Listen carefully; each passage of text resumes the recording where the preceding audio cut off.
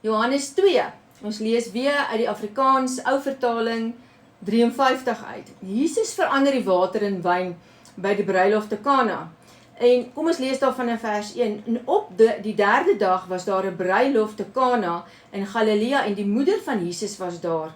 En Jesus en sy disippels was ook na die bruiloft genooi. En toe die wyn kort kom, sê die moeder van Jesus vir hom, hulle het geen wyn nie. En Jesus sê vir haar, vrou, wat het ek met jou te doen? My uur het nog nie gekom nie. Sy moeder sê vir die dienaars, net wat hy vir julle sê moet julle doen. En daar het volgens die reinigingsgebruike van die Jode 6 klipkanne gestaan, wat elkeen 2 of 3 ankers hou. En Jesus sê vir hulle, maak die kanne vol water, en hulle het al vol tot bo toe gemaak. En hy sê toe vir hulle, skep nou uit en bring dit na die hofdienaar. En hulle het dit gebring. En toe die hofdienaar die water proe, onthou dit was nog steeds water, het hulle die water na hom toe gebring. Toe hy die water proe, wat wyn geword het, en hy het nie geweet waarvandaan dit was nie, maar die dienaars wat die water geskep het geweet, roep die hofdienaar uit oor die roep die bruidegom en sê vir hom, elke mens sit eers die goeie wyn op, en wanneer hulle goed gedrink het, luister mooi, goed gedrink het, dan die slegte, maar eet eers die goeie wyn, tot nou toe bewaar. Hierdie was die eerste een van die tekens wat Jesus te Kana in Galilea gedoen het, en hy het sy heerlikheid geopenbaar, en sy disippels het in hom geglo. En daarna het hy na Kapernaum gegaan, hy en sy moeder, en sy broeders, en sy disippels, en hulle het daar na baie dae gebly nie. Wat leer ons uit hierdie ding uit? In die eerste plek leer ons die wonderwerk wat Jesus gedoen het. Die tweede plek om gehoorsaam te wees. Want Jesus se moeder het gesê, doen alles wat hy sê. En daarom kan ons ook leer om gehoorsaam te wees. En dan kom hierdie teerpuntjie van die religious mense wat hierdie wyn wil uitredeneer. En ek wil vandag vir jou sê, luister mooi na wat die skrif sê daar. En as jy gaan kyk na die Jode, hulle drink wyn, laat die biesies bewe. Jy moet weet in jou lewe, jy gaan met alkohol te doen kry. Maar wat is die rede hoekom jy nie wil drink nie? Ek wil nie drink nie. Want ek weet, dan is ek nie nugter en waaksaam nie. En daardie kan ek vir jou 'n baie groot getuienis gee. So jy weet jy, daar is alkohol en jy gaan baie te doen kry met alkohol. Maar jy moet weet hoe om dit hanteer. Jy moet weet hoekom nie te drink nie. En dit is die groot ding van wat baie mense wil uitredeneer en wegredeneer. Daar is alkohol. Maar jy moet weet hoekom jy dit nie wil drink nie. Kyk, dan die volgende een gaan ons dan na Jesus reinig die tempel. En die Pasga van die Jode was naby en Jesus het opgegaan na Jerusalem.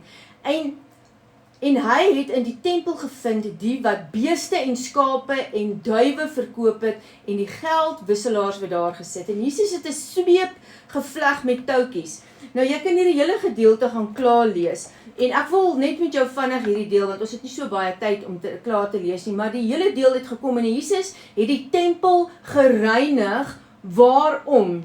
Oor die suiwerheid van God se huis. Jesus het nie mense gaan slaan oor sonde nie.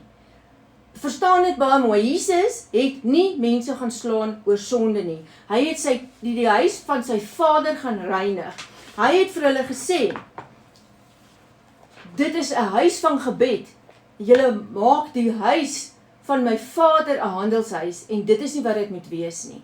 So baie duidelik het Jesus die tempel gaan reinig, sodat die tempel van God as 'n huis van gebed kan gesien word, nie as 'n plek waar 'n handel gedryf moet word nie.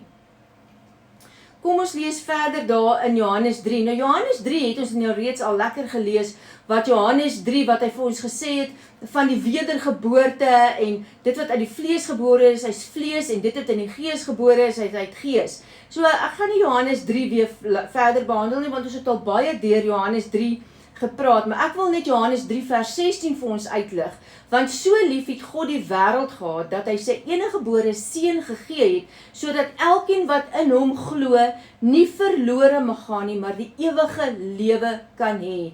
Want God het sy seun in die wêreld gestuur, nie om die wêreld te veroordeel nie, maar dat die wêreld deur hom gered kan word. Hy wat in hom glo, word nie veroordeel nie, maar hy wat nie glo nie, is reeds veroordeel, omdat hy nie geglo het in die naam van die enige gebore seun van God nie. En dit is die oordeel, dat die lig van die wêreld gekom het, en die mense het die duisternis liewer gehad as die lig, want hulle werke was boos. En daar is dit baie duidelik waar Jesus vir ons sê, hy het gekom sodat ons gered kan word. Maar wanneer jy Jesus nie aanvaar nie, gaan jy die toorn van God aanvaar. En dit is die getuienis van Johannes die Doper ook, wat hy gesê het, hy het gekom om die pad oop te maak. Ja, Johannes 3 vers 36 sê, ek wil eers Johannes 3 vers 30 lees, hy moet meer word en ek moet minder. Daar is baie duidelik, waar Jesus sê, waar die skrif sê, hy moet meer word, Jesus Christus moet meer word in my lewe, ek moet meer tyd met God spandeer, sodat ek minder van my eie ek, minder van my eie self, want onthou sonde is hoogmoed, wanneer ek sonde doen, en dan ek weet ek doen sonde, want nou woon die Heilige Gees in jou, en dan, jy kry daai skuldgevoel van, en dan hou ek aan, ek steur my nie aan die skuldgevoel wat ek kry, maar ek hou aan om sonde te doen. So dit is dan waar hy vir ons duidelik sê, hy moet meer word, sodat ek minder kan word, sodat wanneer ek met my eie self, daai hoogmoed wat ek het teen hierdie goed, dat dit kleiner kan word, en dat ek nederig kan word, en meer van Jesus in my lewe kan inneem. Vers 36 sê, hy wat in die seun glo, het die ewige lewe, maar hy wat die seun ongehoorsaam is, sal die lewe nie sien nie, maar die toorn van God bly op hom. Sien jou in Johannes 4.